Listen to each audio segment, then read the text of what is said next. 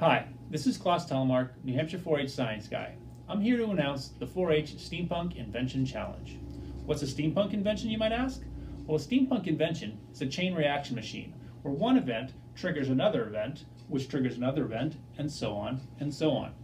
Now, our event has a challenge, and your challenge is to make a pig fly. You can make any pig fly, but not a live one. Now, steampunk inventions make use of energy transfer. So when energy from one moving object hits another moving object, the energy moves right along in a chain reaction. That's what your big idea is. So you can make a steampunk invention out of anything. Your job is to raid your recycling bins, your junk drawers, and find all kinds of things around the house.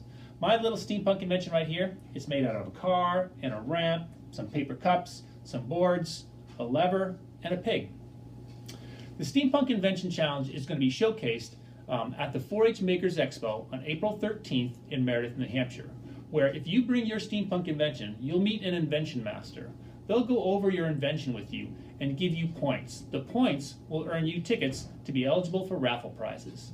Now, points are based on the goals you set, the number of steps in your machine, and general awesomeness. So you want to work pretty hard to get a pretty decent machine.